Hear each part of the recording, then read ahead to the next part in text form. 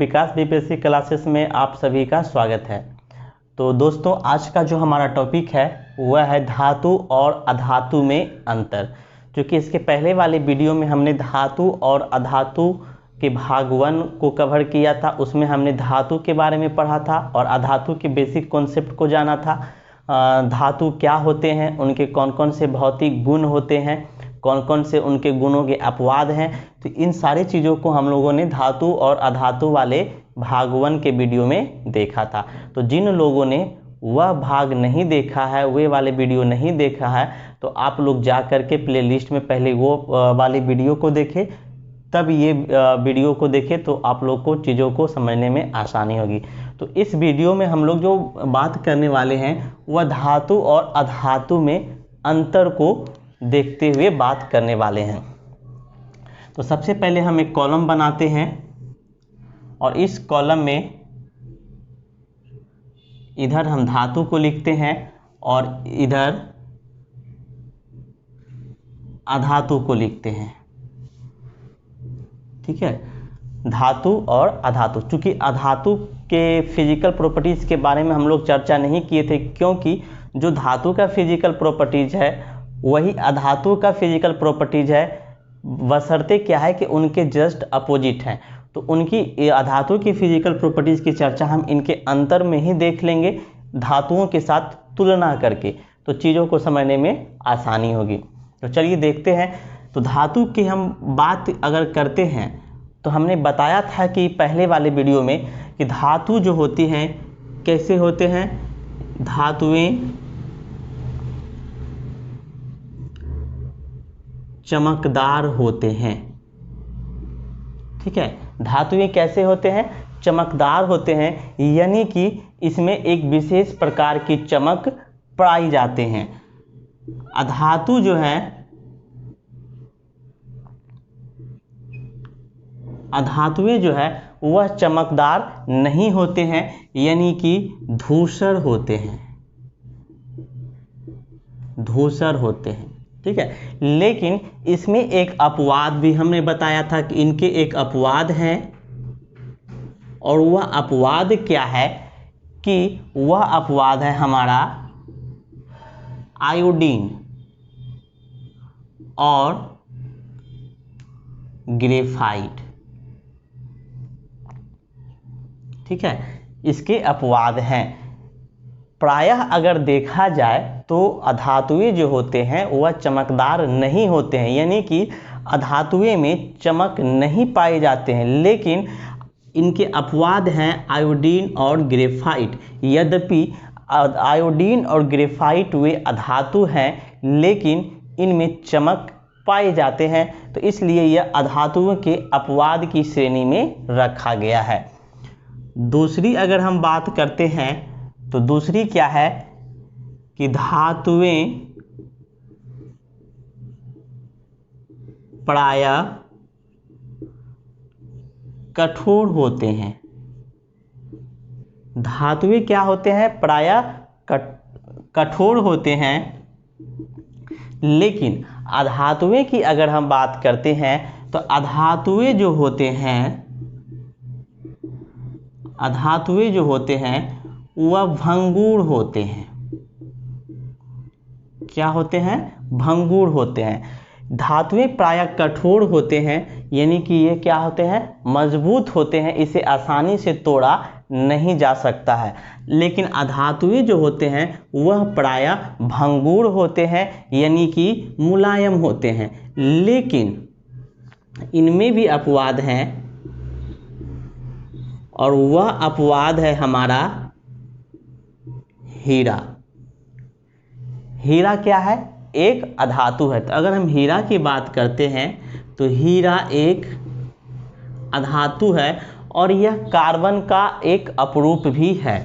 Carbon का क्या है, अपरूप। क्योंकि कार्बन के 2 अपरूप होते हैं, एक हीरा और दूसरा ग्रेफाइट, और ये दोनों हीरा और ग्रेफाइट दोनों ही अधातु हैं। तो हीरा की अगर हम बात करते हैं तो हीरा एक अधातु है, लेकिन यह जो है वह सर्वाधिक कठोर पदार्थ है, सर्वाधिक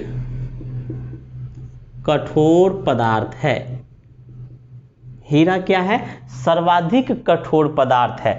तो यानी कि हीरा जो है वह अधातु होते हुए भी वह एक कठोर पदार्थ है, इसलिए हीरा को जो है वह अपवाद की श्रेणी में रखा गया है। हीरा को छोड़ा करके जितने भी सारे अधातुएं हैं वह प्रायः भंगुर होते हैं, यानी कि उसे तोड़ने पर वह आसानी से बिखर जाते हैं। तो हीरा की लेकिन बात करते हैं तो हीरा अपवाद है, क्योंकि हीरा सर्वाधिक कठोर पदार्थ है। यहाँ से प्रश्न पूछे जाते हैं कि निम्नलिखित में से कौन सर्वाधिक कठोर पदार्थ है। तो अगर आपके ऑप्शन में हीरा है तो हीरा आपके सही विकल्प होंगे, क्योंकि हीरा सर्वाधिक कठोर पदार्थ है। नेक्स्ट की अगर हम बात करते हैं, इसमें भी मैंने एक अपवाद बताया था आपको कि सोडियम और पोटेशियम, इसकी अपवाद की भी चर्चा हम लोगों ने भाग 1 वाले वीडियो में किया था कि धातुएं प्रायः कठोर तो होते हैं, लेकिन इनमें 2 अपवाद हैं, और वह है हमारा सोडियम और पोटेशियम। ये जो होते हैं यह धातु होते हुए भी क्या होते हैं? मुलायम होते हैं, और इसीलिए इसे जो है चाकू से काटा जा सकता है। यहाँ से भी प्रश्न पूछे गए हैं बहुत बार कि निम्नलिखित में से कौन से धातु को प्रायः चाकुओं से काटा जा सकता है। तो वह हमारा सोडियम और पोटेशियम है। तो यहाँ से हमने देखा कि धातुएं प्रायः कठोर होते हैं और अधातुएं प्रायः भंगुर होते हैं। इनके अपवाद भी हमने देखा सोडियम पोटेशियम, और इनके अपवाद भी देखा हमने हीरा। अब अगला डिफरेंट हम देखते हैं क्या है कि वह जो है कि धातुएं ऊष्मा एवं विद्युत के सुचालक होते हैं। धातुएं जो होते हैं वह क्या होते हैं? ऊष्मा एवं विद्युत के सुचालक होते हैं, यानी कि एक अच्छा कंडक्टर होते हैं। लेकिन अधातुएं जो होते हैं, अधातुएं प्रायः ऊष्मा एवं विद्युत के कैसे होते हैं? कुचालक होते हैं। अधातुएं प्रायः ऊष्मा एवं विद्युत के कुचालक होते हैं। अब यहाँ पर भी आपको एक अपवाद याद रखना है। यहाँ पे क्या अपवाद है हमारा? तो यहाँ पे हमारा जो अपवाद है वह है ग्रेफाइट। ठीक है, यहाँ पे हमारा अपवाद क्या है? ग्रेफाइट। क्योंकि ग्रेफाइट जो है वह क्या है? एक अधातु है, लेकिन यह उस विद्युत के क्या होते हैं? सुचालक होते हैं। तो यहाँ से आप याद कर सकते हैं ग्रेफाइट को कि ग्रेफाइट जो होते हैं वह अधातु होते हुए भी उस विद्युत के सुचालक होते हैं। ठीक है, तो यहाँ से हमने 3 डिफरेंट को देखा, आगे भी हम लोग देखते हैं।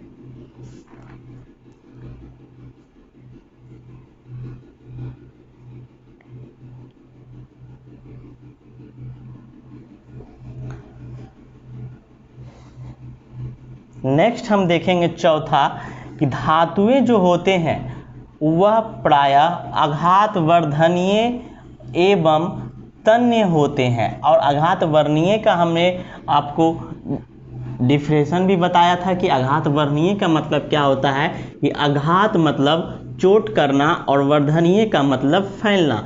मतलब जिसे चोट करने पर फैलता है वह क्या कहलाता है? आघात वर्धनीय। ठीक है, तो धातुएं जो होते हैं वह कैसे होते हैं? आघात वर्धनीय होते हैं। क्या होते हैं? आघात वर्धनीय होते हैं। लेकिन अधातु जो होते हैं वह आघात वर्धनीय नहीं होते हैं, यानी कि वह ज़्यादा आघात सहनीय योग्य नहीं होते हैं, नहीं होते हैं। ठीक है। नेक्स्ट जो है धातुएं जो क्या होते हैं, वह तन्य होते हैं। तन्य का मतलब क्या, डक्टाइल, यानी कि जिसे पतले तार में परिवर्तित किया जा सकता है। लेकिन अधातु जो है वह तन्य नहीं होते हैं। अधातु जो है वह तन्य नहीं होते हैं। नेक्स्ट जो है धातु जो है वह विद्युत धनात्मक होते हैं, लेकिन अधातु जो हैं वह कैसे होते हैं, विद्युत ऋणात्मक होते हैं। और विद्युत धनात्मक और विद्युत ऋणात्मक के बारे में भी हमने पिछले वाले वीडियो में समझाया था कि विद्युत धनात्मक का मतलब क्या होता है कि जब कोई इलेक्ट्रॉन का त्याग करता है तो वह विद्युत धनात्मक कहलाता है, और जब कोई इलेक्ट्रॉन को ग्रहण करता है तो वह विद्युत ऋणात्मक तत्व कहलाता है। तो विद्युत ऋणात्मक धातु जो है वह विद्युत धनात्मक हैं, और अधातु जो होते हैं वह क्या होते हैं, विद्युत ऋणात्मक होते हैं। लेकिन इसमें अपवाद भी हमने बताया था कि हाइड्रोजन को छोड़कर के सभी धातुएं जो होते हैं वह विद्युत के ऋणात्मक होते हैं। हमारा है वह है कि धातुएं प्रायः ठोस अवस्था में पाए जाते हैं। लेकिन अधातुएं की अगर बात करते हैं तो अधातुएं प्रायः ठोस एवं गैस अवस्था में पाए जाते हैं। अब इनके भी अपवाद हैं, और वो अपवाद हमारा क्या है, पारा यानी कि Hg, या इसी को हम लोग मरकरी भी बोलते हैं। कि पारा जो है वह कौन सी अवस्था में पाए जाते हैं, द्रव अवस्था में पाए जाते हैं, यद्यपि कि यह क्या है, एक धातु है। तो पारा जो है वह धातु होते हुए भी वह द्रव के रूप में पाया जाता है। तो अगर आपसे प्रश्न पूछे कि निम्नलिखित में से कौन से धातु द्रव के रूप में पाया जाता है, तो हमारा आंसर होगा पारा यानी कि मरकरी। ठीक उसी प्रकार से अधातु में भी अपवाद है, और वह अपवाद है हमारा ब्रोमीन। क्या है, ब्रोमीन। ठीक है। और ब्रोमीन जो है वह भी कौन से अवस्था में पाए जाते हैं, द्रव अवस्था में पाए जाते हैं। यहाँ से अगर प्रश्न पूछे कि निम्नलिखित में से कौन से अधातु द्रव अवस्था में पाए जाते हैं, तो वह हमारा ब्रोमीन होगा। तो यहाँ से आप जो है 3 तरह के प्रश्न बनेंगे, और तीनों प्रश्न के आप लैंग्वेज पे ध्यान दे करके विकल्प को सही कीजिएगा। यदि आप लैंग्वेज को ध्यान नहीं करते हैं और हड़बड़ी करते हैं तो आप प्रश्नों को गलत कर सकते हैं।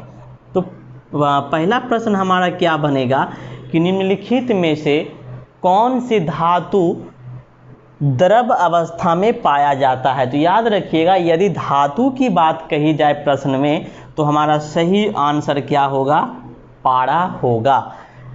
अगर प्रश्न में कहा जाए निम्नलिखित में से कौन से अधातु द्रव अवस्था में पाया जाता है, तो वह हमारा क्या होगा, ब्रोमीन होगा।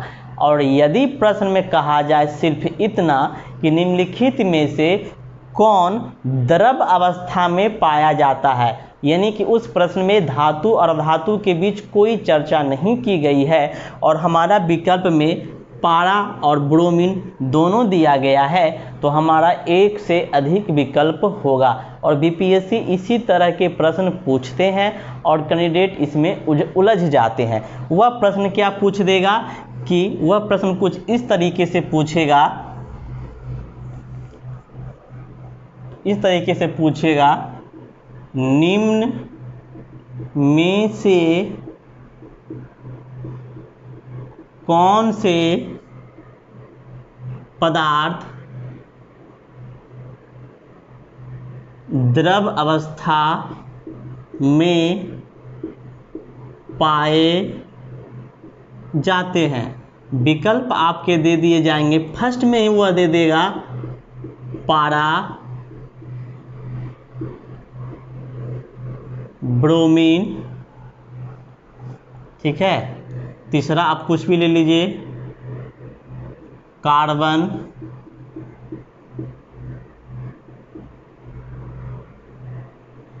नाइट्रोजन, ई, इनमें से कोई नहीं, इनमें से एक से अधिक। इस तरह के प्रश्न बीपीएससी में पूछे जाते हैं। और कैंडिडेट क्या है, वह जैसे ही देखते हैं कि निम्न में से कौन से पदार्थ द्रव अवस्था में पाए जाते हैं, वह पहला विकल्प उनको देखने को पारा मिलता है और वह विकल्प ए को सही कर देते हैं, जो कि गलत है। तो ध्यान दीजिएगा, यदि धातु और अधातु में से क्लियरिफिकेशन नहीं दिया हुआ हो तो हमारा पारा और ब्रोमीन दोनों आंसर होगा, यानी कि विकल्प ई हमारा जो है वह सही होगा। यदि यहाँ पे पदार्थ को हटा करके कर दिया जाए धातु, तब हमारा पारा आंसर होगा। यदि यहाँ धातु को हटा करके कर दिया जाए अधातु, तब हमारा ब्रोमीन सही होगा। तो इस तरीके से हमने देखा कि धातु और अधातु में अंतर के बारे में।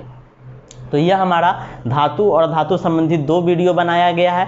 पहले में हमने धातु और अधातु के बेसिक कॉन्सेप्ट को समझा था और धातु के भौतिक गुणों को भी देखा था।